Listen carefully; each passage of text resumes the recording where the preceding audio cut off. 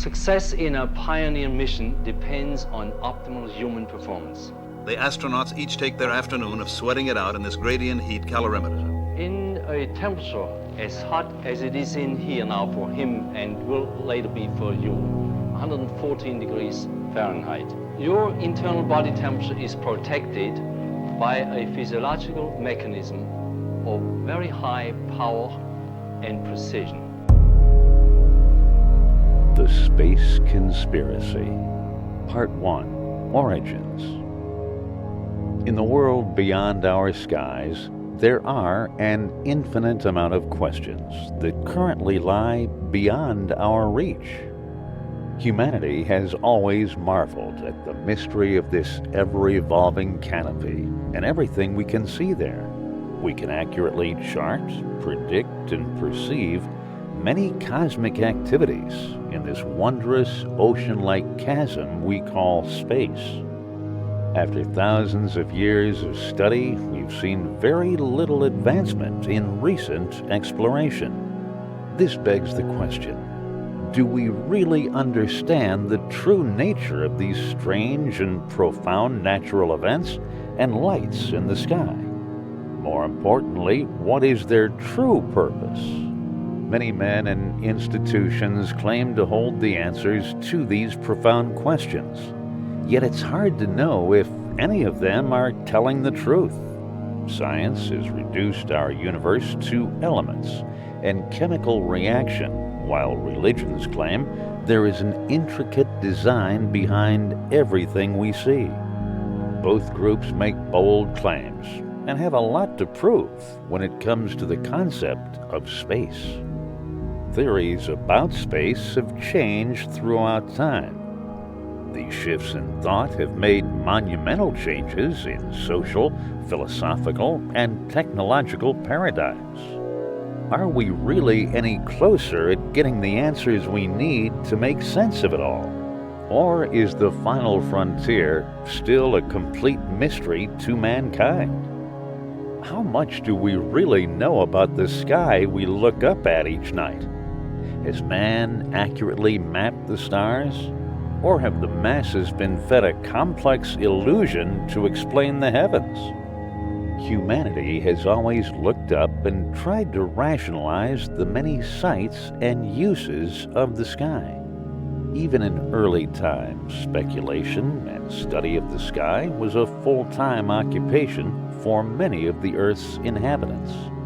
Many ancient cultures believe we, as a species, came from certain constellations and even specific stars or planets. The earliest explorers of our world, such as Vikings, navigated a mapless, shapeless expanse of land and sea by looking to the timeless cadence of these glimmering points of reference in the night sky. Sages and respected leaders would sit watching the night sky and keep detailed records of its movements until universally recognizable patterns began to emerge. This gave rise to primitive forms of astronomy and heavily influenced developing religions through astro-theological parables that were discreetly embedded in texts and customs which permeated civilization to its core. Did these ancient priests and adepts know the true secrets of the stars? Is it possible they hid the true meaning within religious texts, so those smart enough to see them could decipher the truth?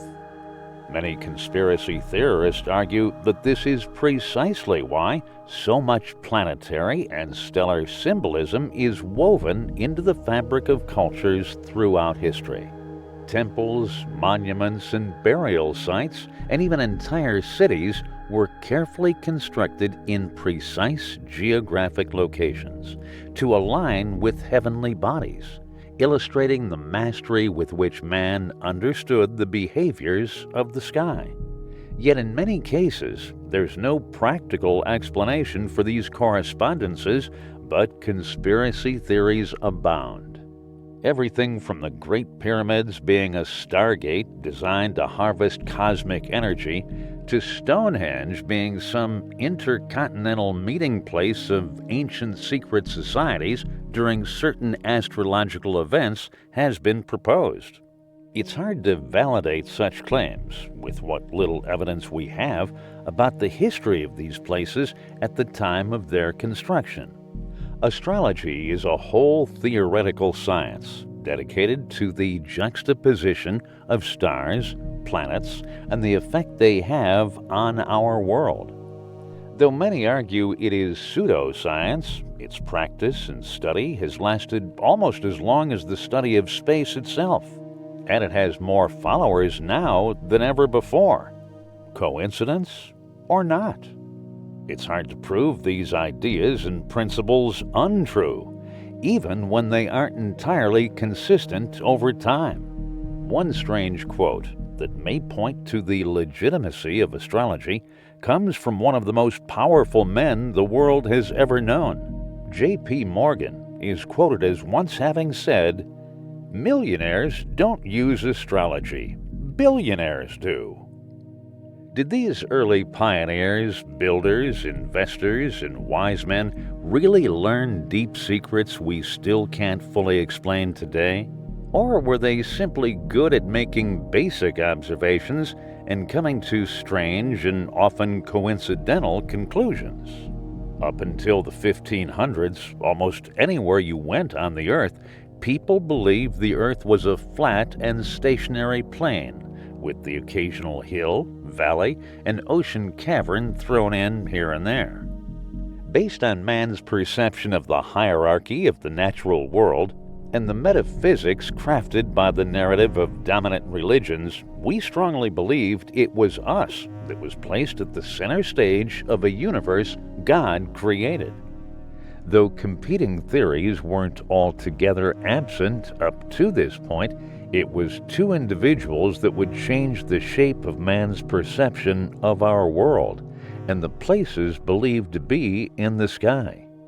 Jesuit scholar Nicholas Copernicus and Italian astronomer Galileo Galilei dreamed up an entirely new system revolving around the sun. This new solar system was immediately opposed by the Church and was not immediately popular with the society, which was under the immediate influence of this priesthood. As humanity began to explore and push beyond the boundaries of this social construct, the horizons of the universe seemed to broaden as well. Through social changes that proliferated the influence of the Church and supporting scientific evidence done by astronomers like Kepler and physicists like Einstein, heliocentrism slowly became accepted as the new model of the universe. This idea created a huge rift between the worlds of science-based academia and institutional religion, which would only grow over time. Some believe this is one of the grandest conspiracies of all time and argue that this new model has never been fully substantiated. Though heliocentrism is still accepted by the majority of people in the modern world, a growing number of people are skeptical of its suppositions due to contradictions found in the system. And many believe we should be reverting back to a geocentric model of the universe, with Earth at center stage. Is the sun actually the center of the universe? Or have we done everything backwards since Copernicus and Galileo made this drastic deviation from the accepted science of their time? At the end of World War II, the United States had built a massive industry of military contractors that lifted its economy from the Great Depression. The civilian population was shocked and appalled by the effects of the war and had no interest in entering another one in the immediate future. But some major conquest was required to keep the economy and national identity growing to suit the needs of the powers that were in control at that time. The Nazis were working on rocket technology, and U.S. military intelligence knew that the Russians planned to capitalize on these developments at the end of the war. The United States government didn't want to miss their piece of the pie and jeopardize their position as the world's premier superpower. During this time, the military extracted a group of German engineers and scientists in the field, and the space race began on the surface of the arms race that was slowly brewing in the background. The National Aeronautics and Space Act was signed into law in 1958, putting imported Nazi scientists like Wernher von Braun to work on rocket technology for NASA's publicized objective of exploring space. And a lesser-known entity called DARPA was also formed to work on advancing weapons technology. After Russia launched its Sputnik satellite, NASA was pushed to the forefront of public interest and government spending, which ultimately led to the Apollo missions and the alleged moon landing, which ended the space race. Coincidentally, the Cold War arms race, fueled by resources and technology developed for compiling weapons, began shortly after. Though it's hard to say for sure whether NASA was a front for developing weapons technology, with the extensive budget it's exploited in space exploration have been up for debate since shortly after the Apollo missions were shut down. As for NASA's true knowledge of space, an interesting little Easter egg may be hidden on the tombstone of its original chief engineer, Wernher von Braun. The headstone simply reads, Wernher von Braun, 1912-1977, Psalms 19:1. The Bible verse reads, The heavens declare the glory of God, and the firmament showeth his handiwork. An interesting annotation from a supposed heliocentrist who learned some of the earliest secrets of space travel. Was NASA really created to explore space? Or is it a giant hoax to funnel for money into more sinister government programs? Part 2. Mythology. During the Apollo missions launched by NASA, one of the greatest feats of human engineering was performed. Or was it? Of all the conspiracy theories in circulation today, one of the most popular is the idea that the moon landing was a hoax. Though NASA, its astronauts, and employees still maintain the event happened as we were told, even they have inadvertently told us that there are a lot of holes in the official story. In July of 1969, the world watched as NASA televised the highly anticipated production of its Apollo 11 mission launch into space.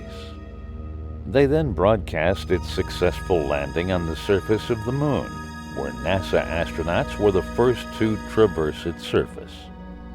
This broadcast inspired an entire generation and fueled rampant public spending for NASA projects well into the next decade and beyond. At this time, most of the planet actually believed that NASA had sent men to the moon, though the Russians, who had competing technology, were still extremely skeptical. Conspiracy theorists point to many problems with the evidence that these events actually happened. For example, the original copies of the moon landing footage were accidentally taped over by NASA, which is a pretty significant oversight for a multi-billion-dollar government project to make. To sow seeds of doubt even more, the telemetry data stored in the mission's computer system has been destroyed too. Many other anomalies and problems have been cited in arguments by skeptics, yet no formal investigation has ever taken place. We may never know the truth behind these events, but one thing is for sure: the longing for space travel and the advancement in weapons technology were never the same after that summer. Is space exploration a reality for mankind? Or did the government pull off the biggest heist of all time and broadcast it on national television?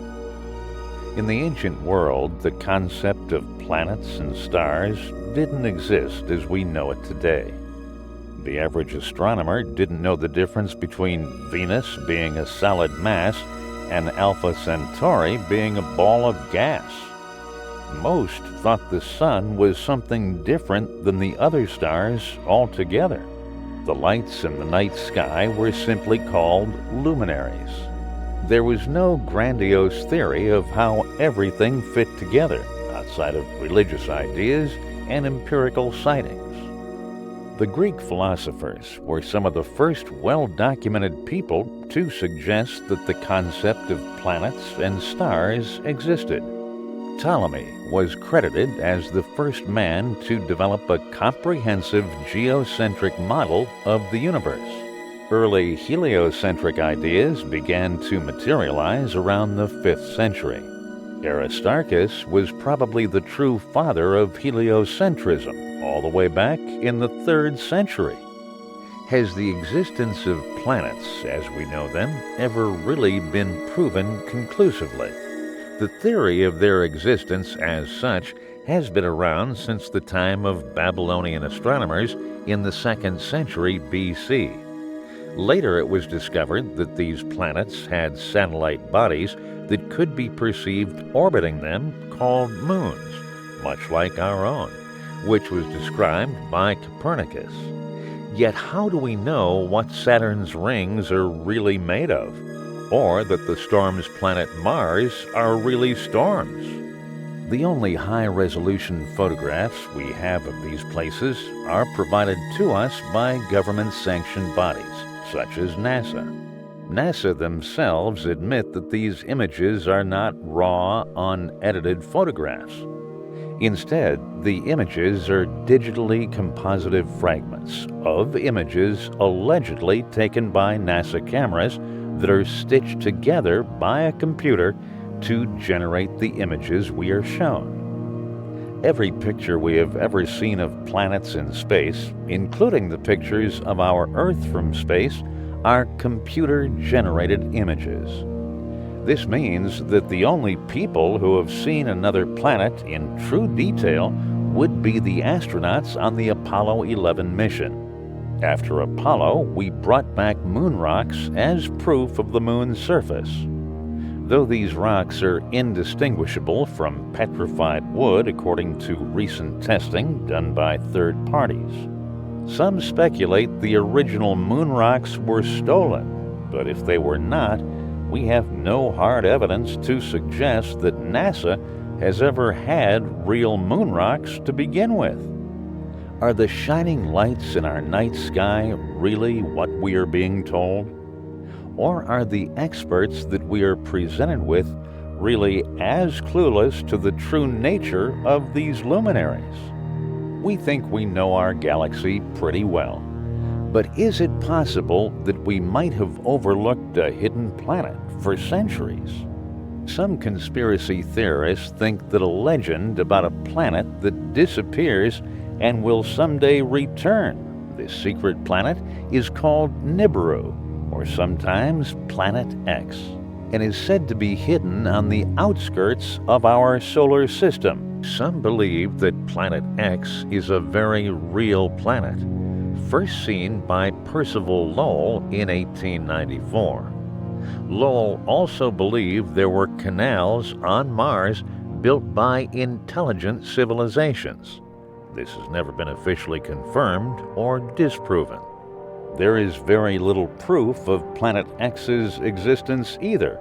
However, many people say it is hidden somewhere behind Pluto and will someday return and potentially collide with the planet Earth. Could there really be planets just beyond our galactic horizon? Or has myth and speculation fed this doomsday conspiracy? The most troubling issue in the quest for the truth about space is the lack of progress NASA has made in its proposed initiative to explore space for the benefit of mankind. Since 1969, NASA has taken a long and controversial break from attempting to explore space further in any meaningful sense. We are shown images and video clips of things like satellites and rovers that supposedly probe deep into our universe, answering questions that NASA works up for itself. Yet very little has benefited the advancement of civilization. Many would argue that the International Space Station is a huge milestone in the journey to colonize space. It's hard to argue that this isn't an impressive feat of international cooperation on global objectives. But some question the legitimacy of this project, much like the moon landing, and the real question is, who is setting these bold new global objectives in space exploration? In the world of science and technology, we've seen monumental advancements that affect the lives of everyday people in meaningful ways. Medicine is more equipped to save lives. Communications and computing are connecting and developing economies, solving major issues exponentially faster and abundantly improving the quality of everyday life. Yet space travel, which receives tens of millions of dollars each day, has not produced more than some elementary entertainment value, a few jobs, and even more theoretical physics than it started with. NASA's accomplishments pale in comparison to the forces of companies in Silicon Valley. Yet the excitement and demand for space travel is still burning bright in the hearts of the masses due to the enthusiasm of influential figures in society, a daily diet of NASA marketing content, and the faint memory of the hope created by a generation that witnessed the Apollo 11 broadcast. Until recently, it was determined that revisiting the moon and potentially other planets was a waste of resources in space. But that is slowly changing, and NASA is setting its sights on more ambitious missions in recent years due to public scrutiny about its budget in the face of economic recession in the United States. Did we really accomplish all our objectives on the moon? Or has the long hiatus of revisiting been covering up the truth about the Apollo missions? Part 3. Legacy. Since the days of early sci-fi novels and cinema, man has dreamed of living among the stars. With the Apollo missions and the ISS, this dream has been preserved, and the possibility of entering a potentially limitless new environment has sparked enthusiasm among profiteers and the general public alike. But will man ever be able to travel through space in large numbers?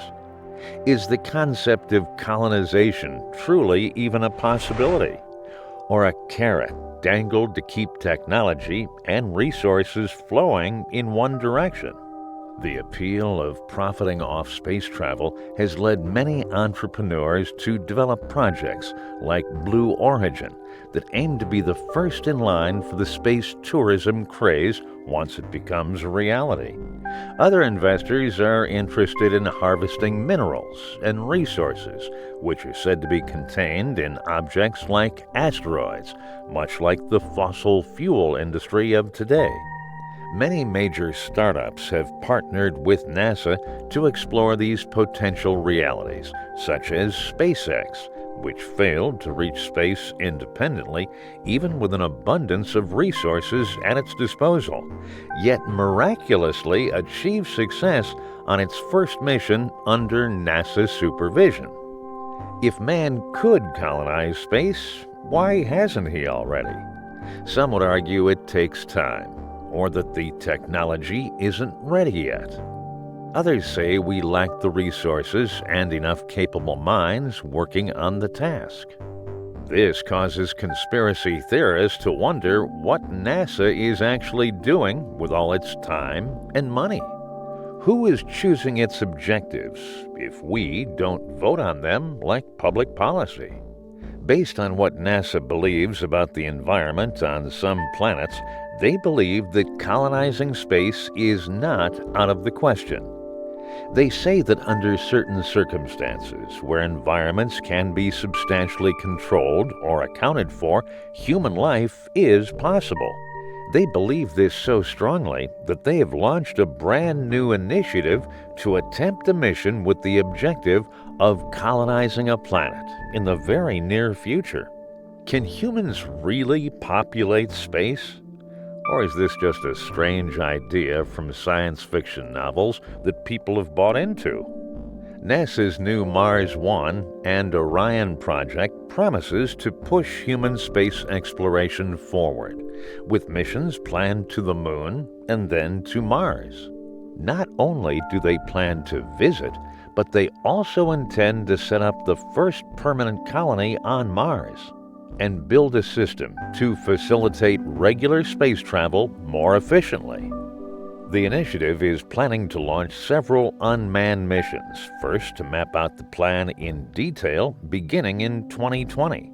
Though the validity of claims that human life could be supported on Mars is questionable, there's no authority in place to adequately check NASA on these claims right now.